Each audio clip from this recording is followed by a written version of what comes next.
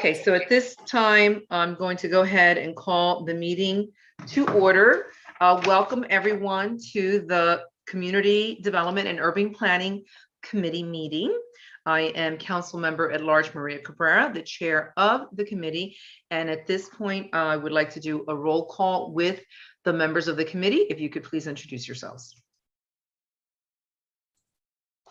Councilman Field. Present.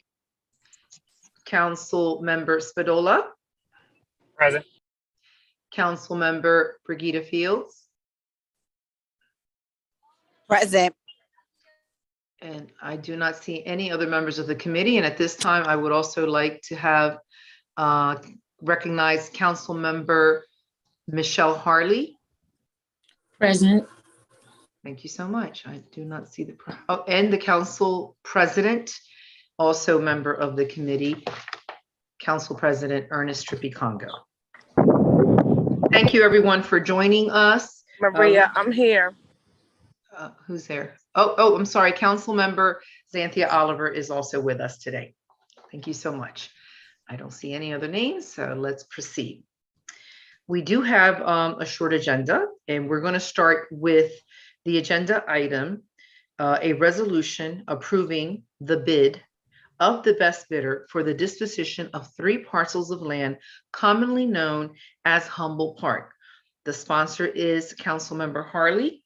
Councilmember Harley, can you speak to this at this time, or if someone else would like to speak to this?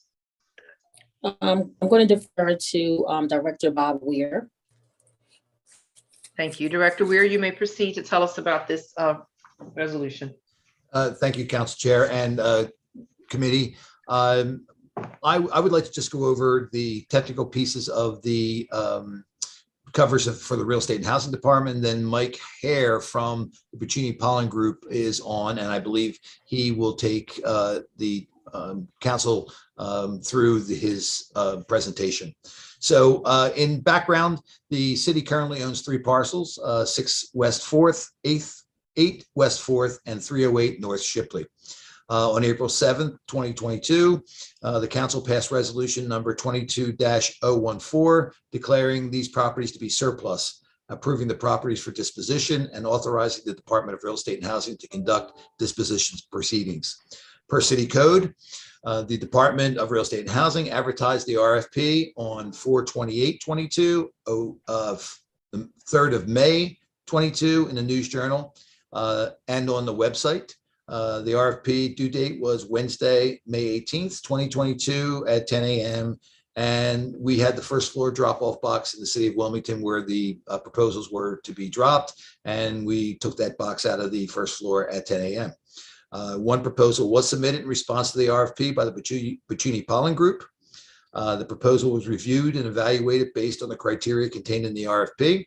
The Department of Real Estate and Housing, the Office of Economic Development, looked at the proposals and deemed the Puccini Pollen to be the best bidder.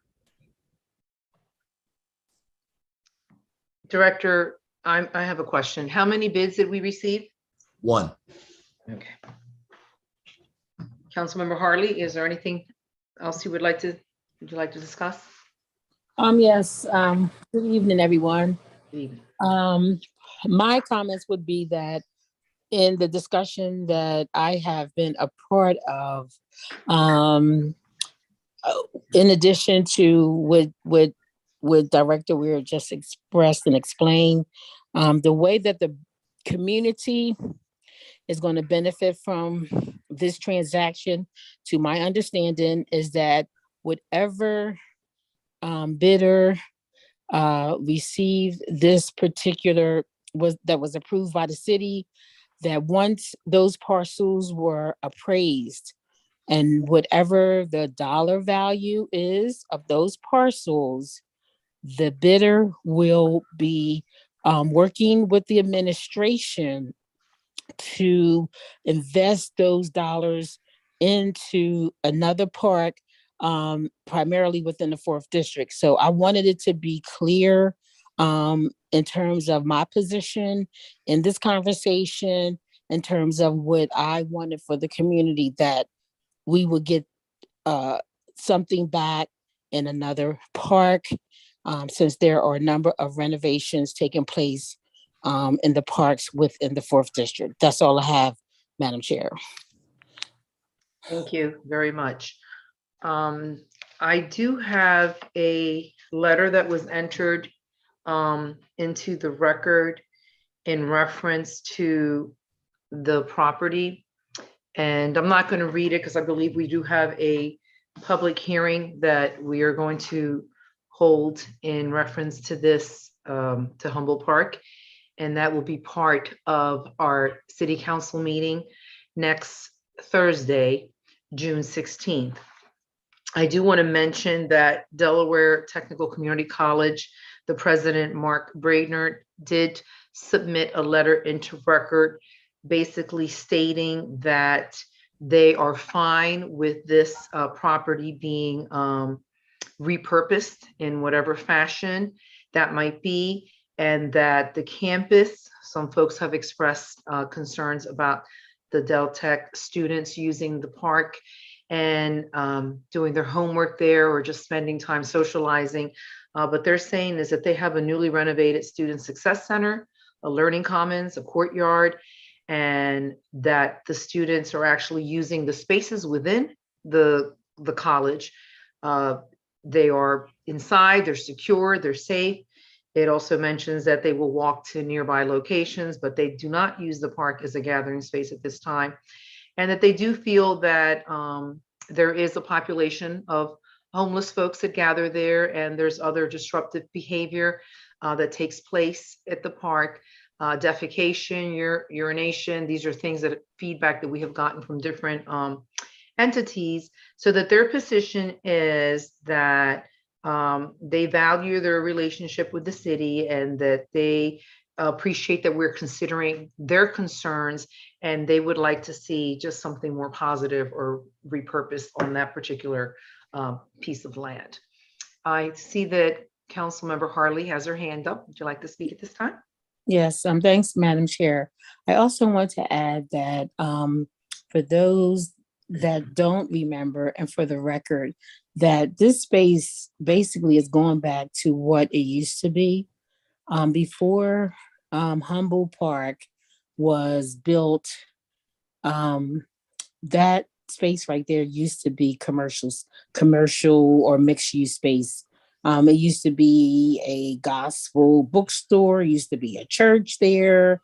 I mean, there were other mixed use entities along that little area.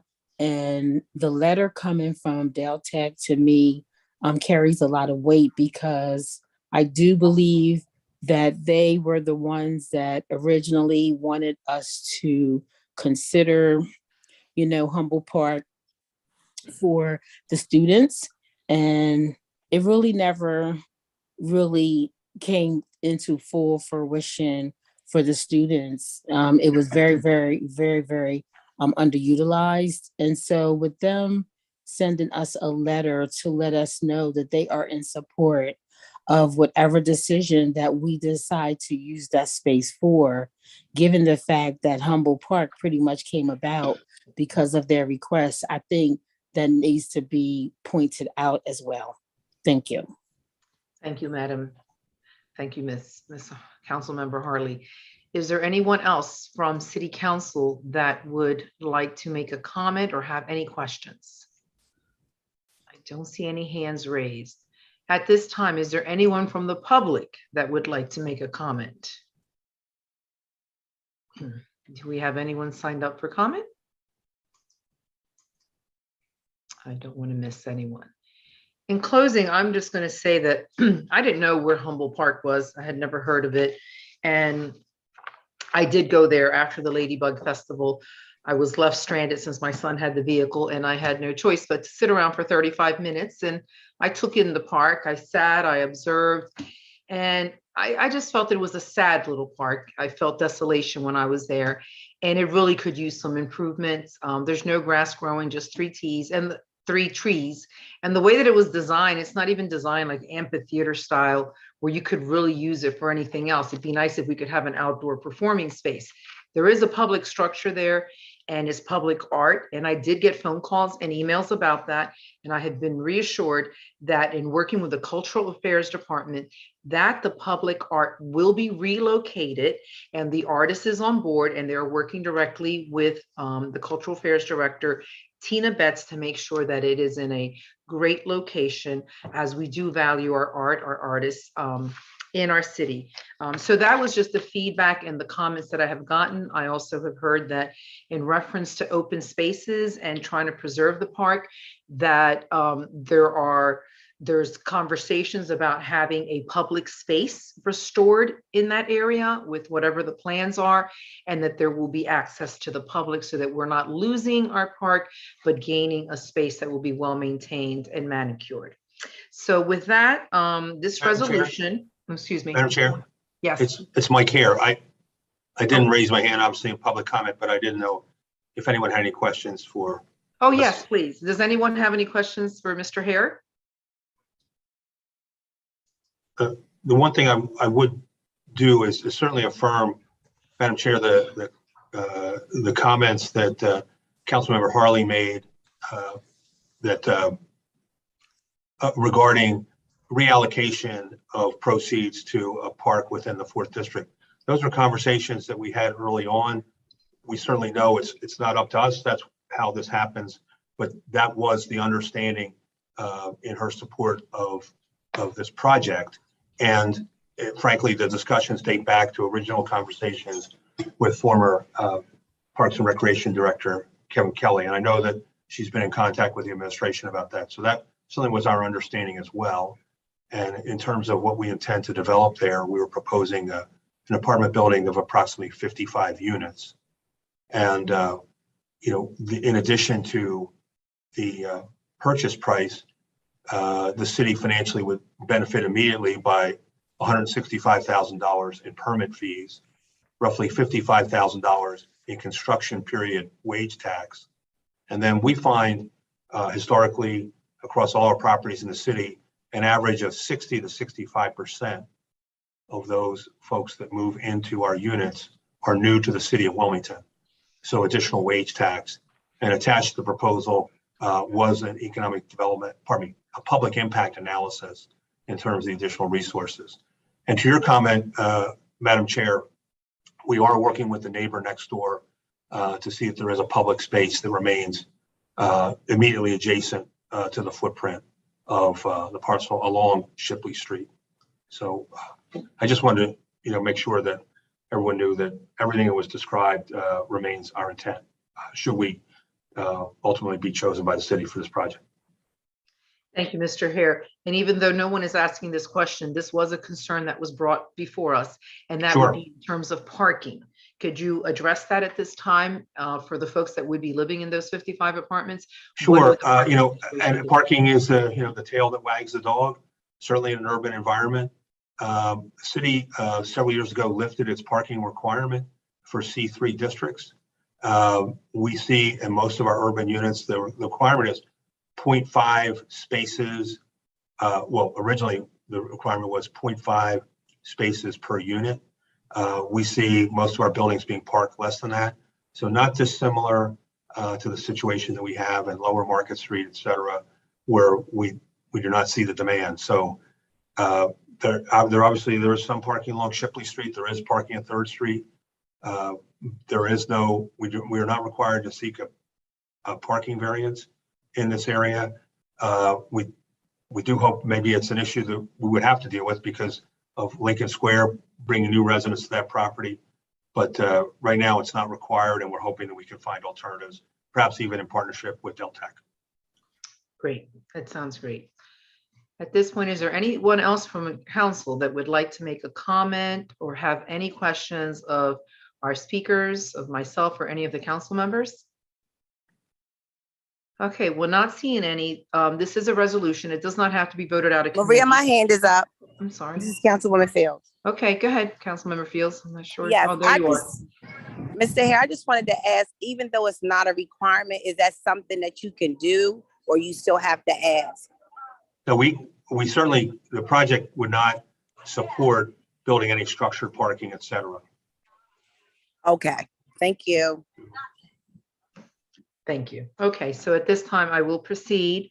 And this resolution, which approves the bid of the Buccini Polling Group, Inc. for 3 parcels of real estate located at the southeast corner of 4th and Shipley Streets, Wilmington, Delaware, 19801, being Newcastle County tax parcel numbers 26-043, 10.10-188, 26-043.10-189, and 26-043.10-190, which are commonly known as Humboldt Park, as the best bidder, and authorizes the mayor and the city clerk or their respective designees to execute any and all documents necessary to effectuate the disposition of such properties to the Buccini Polling Group, Inc.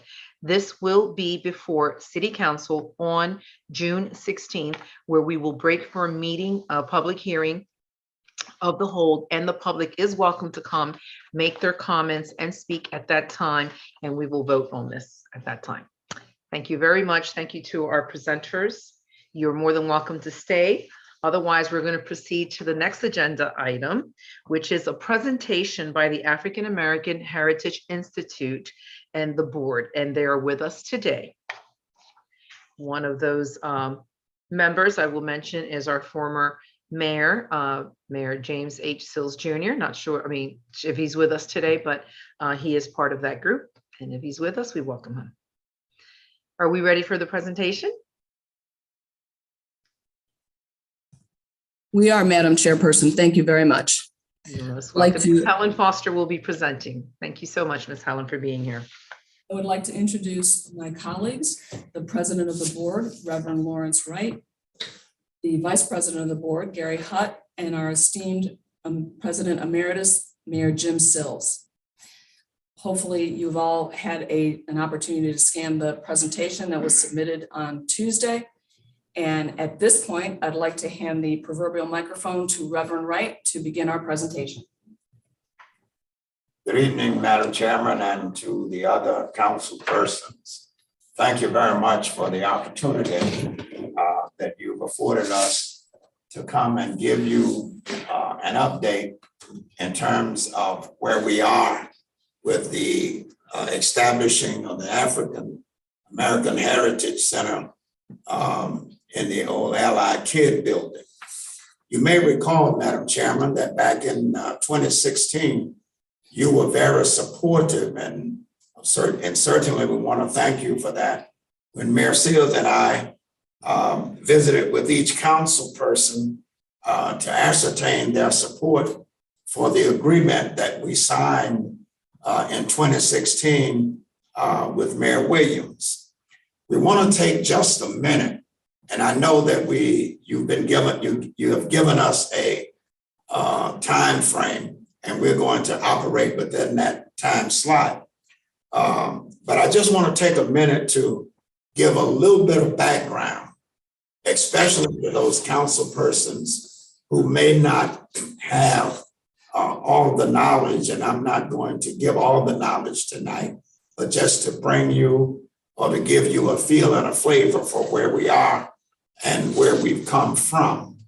Back in 1995, MB&A purchased the old Allied Kid building along with some other properties there, and gave it to the city for the sole purpose of establishing an African American Heritage Center. Mayor Sills, as you know, was serving as the mayor at that time, and the Mayor Sills' interest in that project was very high and real and very great. He appropriated somewhere in the neighborhood of $3 to $5 million for the purpose of that project. But somehow or another, after he left office, that money evaporated or went in another direction. But in the agreement that was signed with Mayor Williams and Mayor Sills in August of 2016, we were charged with raising $200,000 by the end of 2018. Happy to report tonight that we've met that challenge. We also were charged in that same agreement to raise $1.2 million by the end of 2021.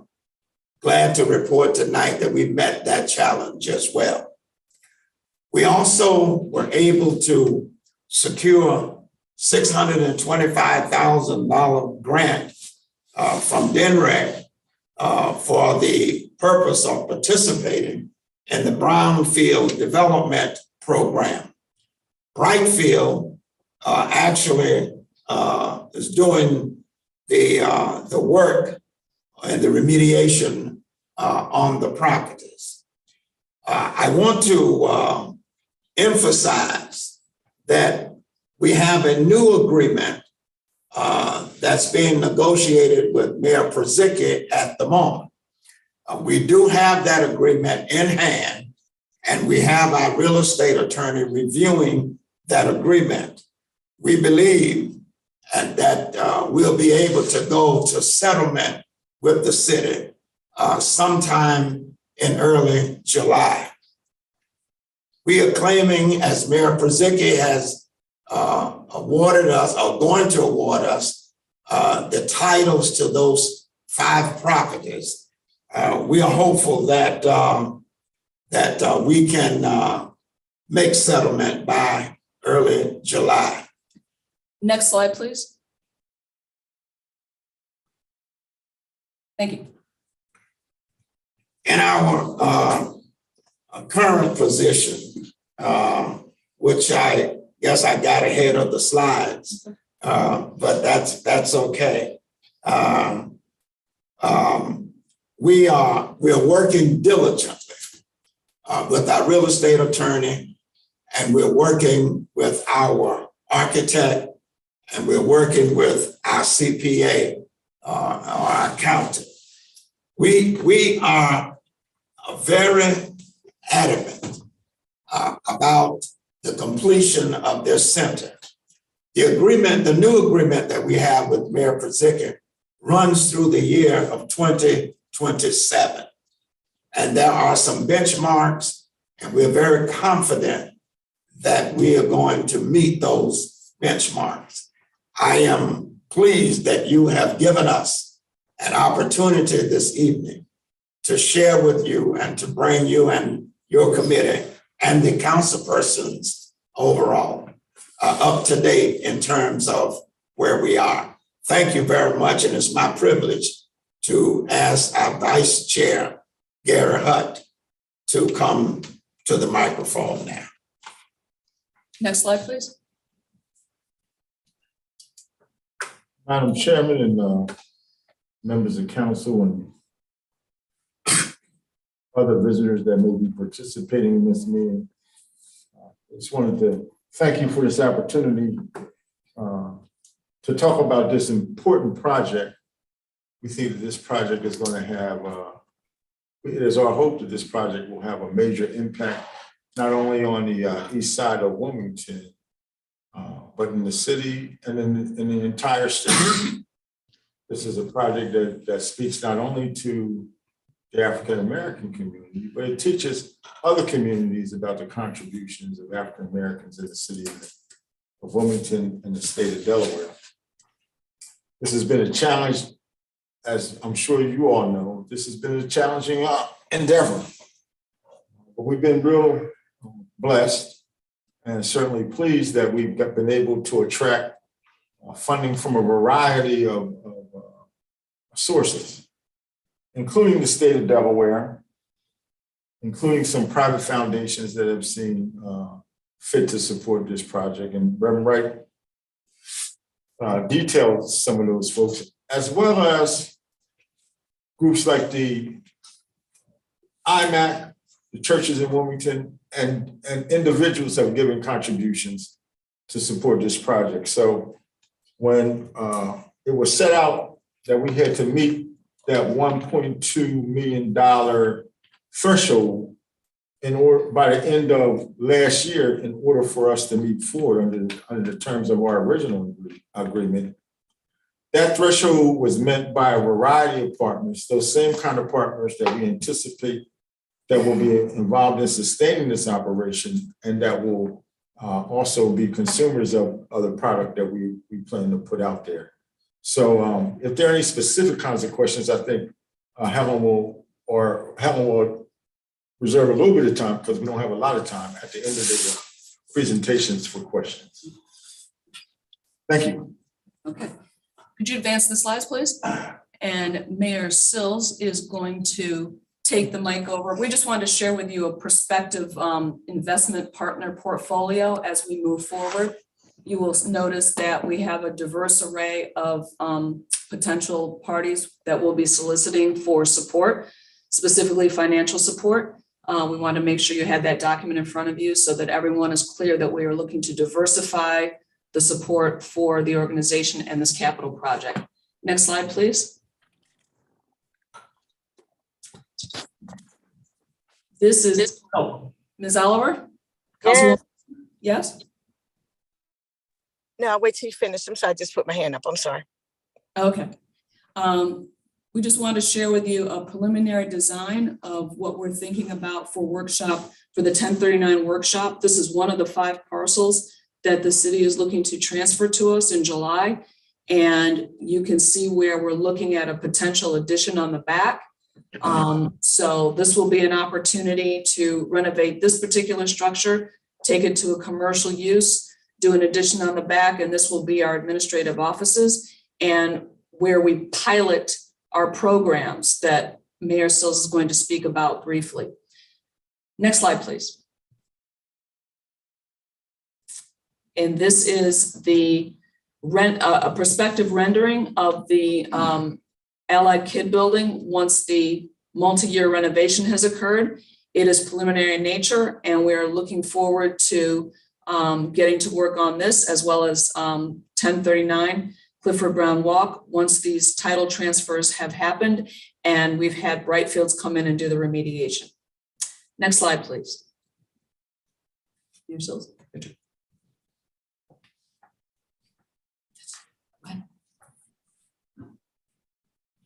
Madam Chairperson. Hello, Mayor Sills.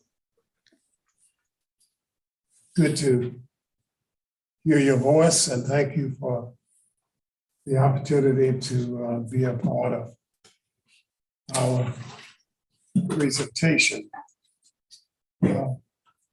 I've been asked to provide a few comments about the people who are likely to be positively impacted by this property being transferred to our use. A lot has been publicly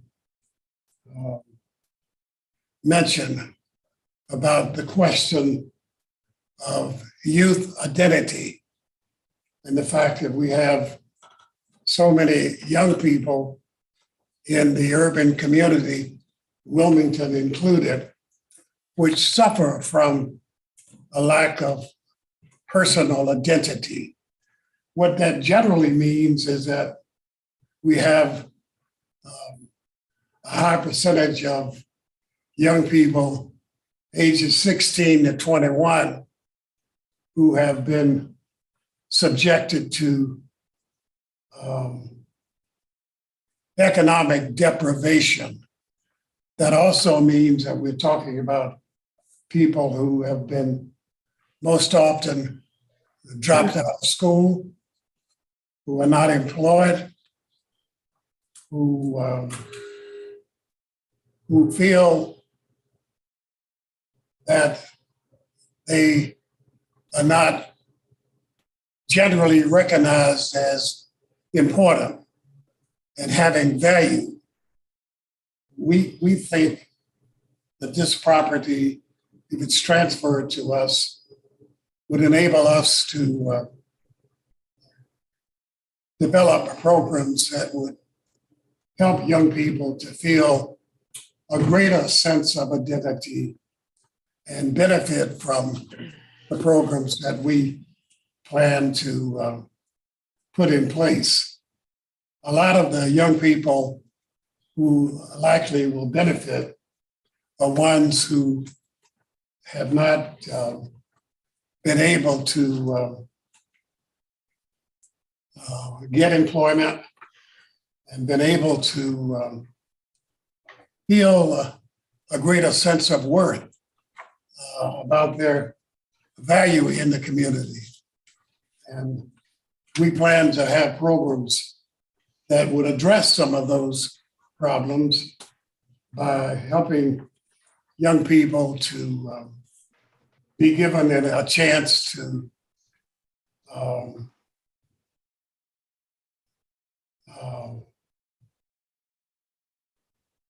work with folks in the community who would help them to recognize the young people, to recognize their value and be able to be of help in the larger community. We believe that the programs that we plan to put in place will help young people to feel a greater sense of worth and be able to be contributing members to the community as a result of the programs that we plan to put in place. We also want to emphasize that our programs not only will benefit people who have been subjected to economic deprivation, but also will benefit many of the nonprofits in the east side of Wilmington. Wilmington has a fair percentage of nonprofit institutions that are doing great work in our east side community. We think that our program will help to provide coordination among the nonprofits located on the east side of town, will help these nonprofits to raise additional capital and be of greater value to the larger community as a result of the help and assistance that we think we will be able to provide. I'm going to stop there at the moment, but I want to stress that our taking advantage of this property will enable us to do some good work and provide greater value to the east side of Wilmington and be of benefit to a lot of people who now feel economically deprived. I'll stop to see if there are questions that some might have, or to give other people on our panel a chance to make additional comments. Thank you, Mayor Sills. Next slide, please.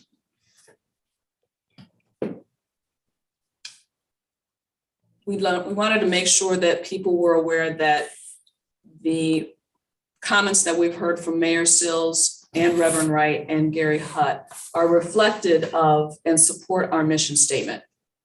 It is truly the youth of color and people of color in the east side of Wilmington and Delaware who are our primary concerns. Next slide, please.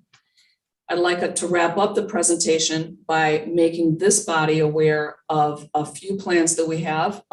Right now, we are engaged with Dana, working on a strategic plan. We will be engaging youth in our strategic plan process as we go forward, because it is through their participation in that planning that will inform our programming that Mayor Sills spoke of briefly, to make sure that we are on target, on time with how youth take in information today. A little different than when at least this speaker was younger. Next slide, please. one example of our concern about our longevity as an institution. An example of our short-term sustainability is an internship pilot where we're looking forward to leveraging college students with various majors to support us in our oral history work, and certainly present that opportunity as a vocational opportunity for individuals. Next slide, please. This is an example of a scaling of a program from that internship pilot to go into an example of a certificate program that would provide income as a means of our long-term sustainability. These are two options that are going to be a cornerstone of our conversation in our strategic planning. And with that, with those examples and the notion that we're in a strategic planning process and all the other comments you've heard, that brings our presentation to a close. Next slide, please. And one more. And I will open it up to my colleagues and all of you on the other ends of these cameras for any questions that you have. Thank you very much. Thank you, Ms. Foster. Thank you to all the members, Reverend Lawrence Wright, Gary Hutt, Mayor Sills, the old clan, that was us back in the day. I'm so glad to see that this project is moving forward, and the council member from that district is going to speak and have some questions. But I did want to add that some of the conversations that we have been having as city leaders is the lack of resources for our youth, as we see this constant violent numbers, the numbers with violence in the city that have to do with our young people, our youth, keep climbing, keep growing.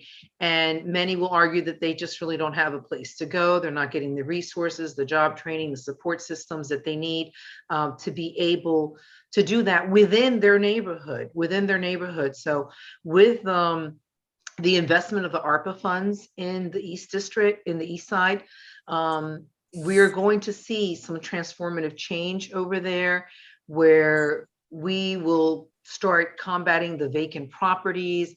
I just see a vision, a whole vision for the East Side that surpasses so many things. And I know we can do this working together. So I want to thank each and every one of you for being relentless, for not letting go of this. Yes, you're right. We were talking about this 10 years ago, and we are here today. And I'm very happy to hear that we now have the resources to move forward. I would like to open up questions to anyone that's on the committee. But right now I don't see their hands raised. So I will go to Councilmember Oliver, who has her hand raised. And she is the council member for that district. Thank you, Councilman Cabrera. I'd just like to make a few statements. And I don't think the board really realizes how supportive all the council members are for this project. I like to take note, Councilman Hardy and myself, we have been down in that area, walked through there. So just because you don't see us, don't think we're not supportive. I've been told the mayor, spoke to the mayor in support of this project, wrote a letter, talked to Tanny, also been to lunch several times with Senator Darius Brown, who's very supportive of this project. So I really think it's a good thing. It's overdue. I've been said it. My family, the Hollises, are longtime residents of the East Side. My grandmother lived on 7th and Lombard when it was a 7th and Lombard. That was Grandma Oliver. Hollises lived down there where Mayor Seals used to live down there by the house for years. Hutt's been over here. The Hutt's family been on this East Side. One thing I really I'm looking forward to is the East Side was always known to be a historical area for minorities. We used to have a lot of Black businesses over here. And I purposely moved on Poplar Street, bought a house on Poplar Street from Teresa Knox because my uncle used to talk about the baby grand in Poplar Street. Growing up, that's all I heard. So then when I get over here, they changed the name to Clifford Brown Walk. That was a bummer, but it was good. But I always wanted to live on Poplar Street. And I'm not going to hold up, but I just like the members to know, I spoke to Reverend Wright before, but I am in support of this project 150%, and anything I could do.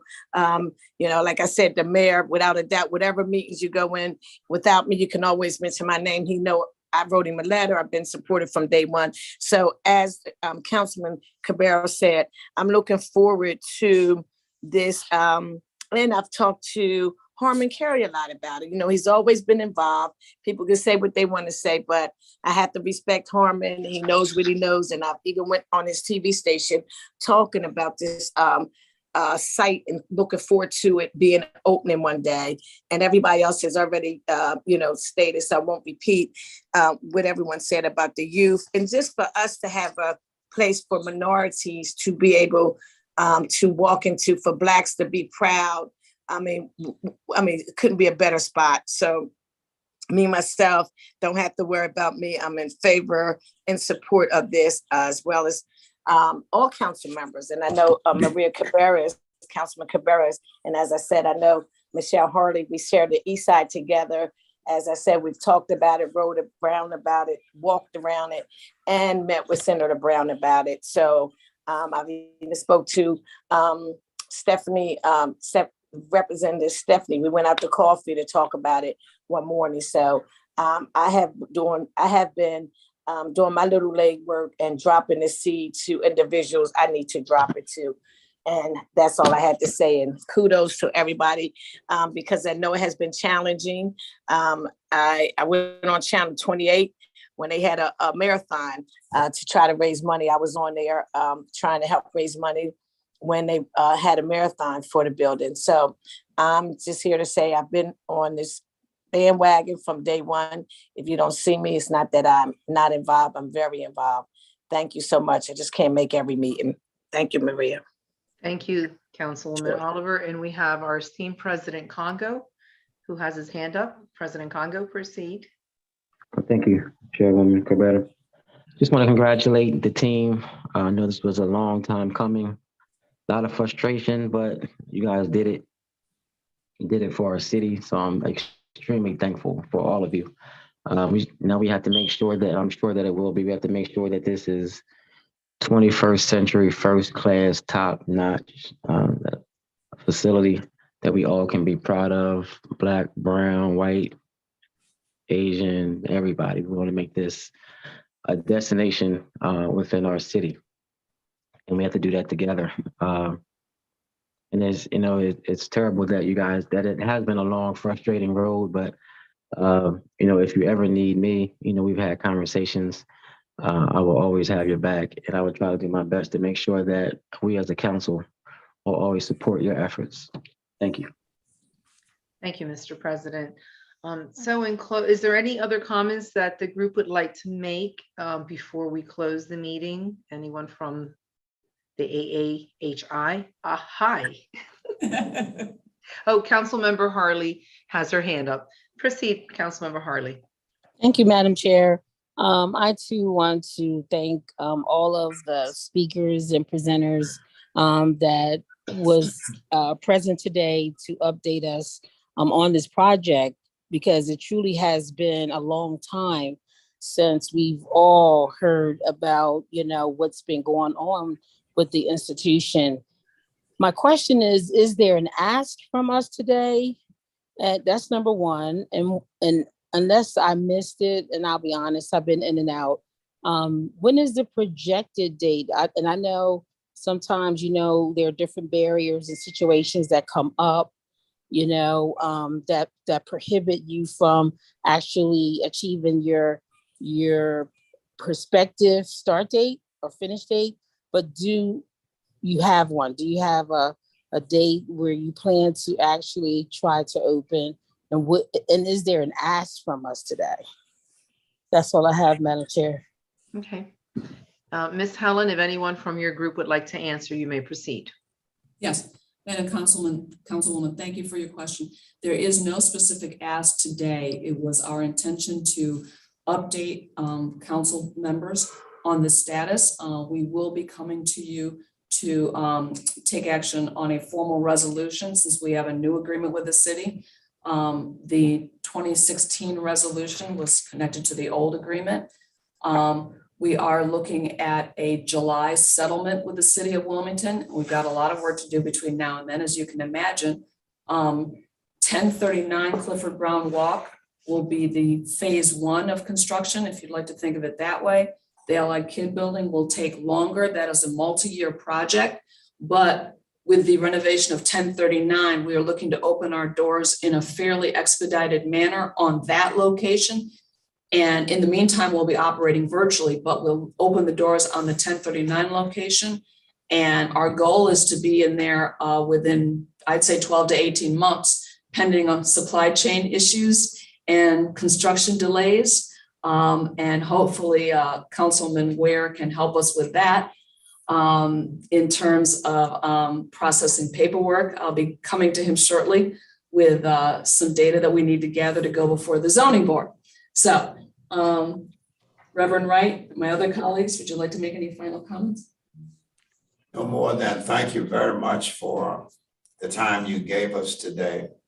I do want to just emphasize that as soon as the properties are deeded to us, we are in a position right now to start construction on 1039 to renovate that. So we're in the wait mode, but in the process, we are making plans for that construction. So thank you again for giving us this opportunity. And thank you, Councilwoman Oliver, for your gracious comments. We appreciate knowing that you have a great deal of interest in this project. Thank you very much. And each of you, as a matter of fact. Most welcome. Thank you. Thank you. Is there anyone else from the group that would like to make closing comments? Mr. Hudd or Mayor Sills? Okay. At this point, I want to thank all my colleagues for participating today in the meeting. I know it's a lovely, beautiful weather out that we all want to get out to enjoy. Just a reminder that our city council meeting is next Thursday at 6:30, and you can tune in. And we will not be having another committee meeting until we return from our summer break. And the next committee meeting for the Community Development and Urban Planning Committee will take place on the second Thursday of September. So with that said, can I get a motion to adjourn? So moved. Thank you. Second? Can I get a second? Second. Thank you so much. It has been properly moved in second. All in favor with aye, reply with aye. Aye. Any opposed? Thank you. This concludes this meeting of the Community Development and Urban Planning Committee. We look forward to seeing you at our council meeting and out and about in the community. Thank you so much to our guests for joining us, and everyone. Have a good night. Thanks.